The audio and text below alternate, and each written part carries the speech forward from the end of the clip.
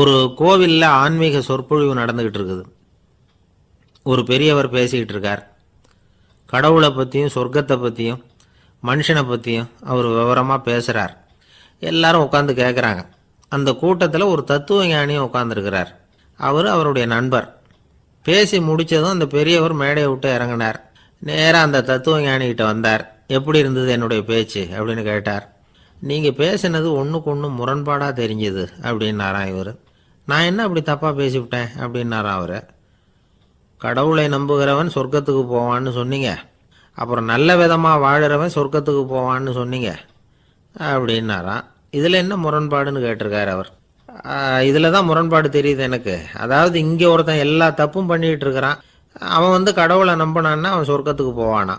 இது என்னுடைய முதல் கேள்வி.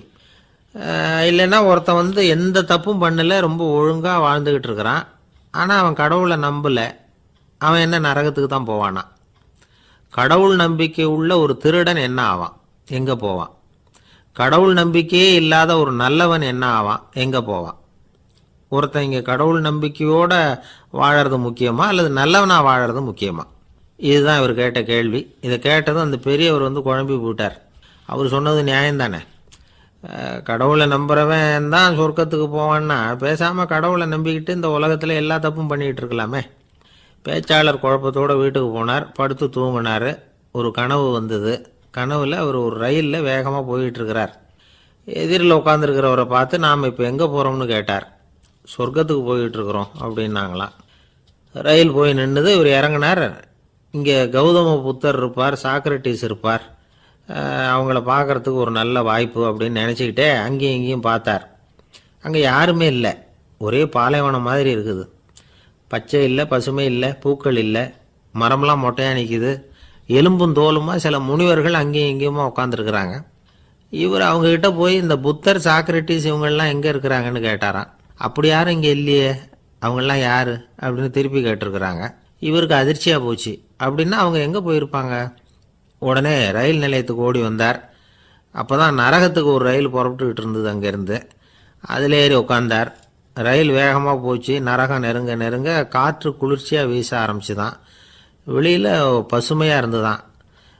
அழகான மலர்கள், அழகான நீர்நிலைகள், நந்தவனங்கள், ரொம்ப அருமையாக இருக்குது. ரொம்ப அங்கே இருந்தவங்கெல்லாம் ரொம்ப மகிழ்ச்சியாக உல்லாசமாக வேறு இருந்திருக்கிறாங்க. எங்கே பார்த்தாலும் ஆடல் பாடல் உற்சாகம்.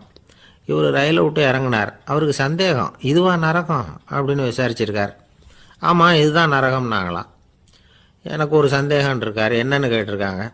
கௌதம புத்தரும் சாக்ரட்டிஸும் லாவோஸும் இவங்க மாதிரி இன்னும் பல பேரும் கடவுள் நம்பிக்கை இல்லாதவங்க, அவங்கெல்லாம் இங்கே இருக்கிறாங்களா அப்படிங்கிறது தான் என்னுடைய சந்தேகம் அப்படின்னாராம்.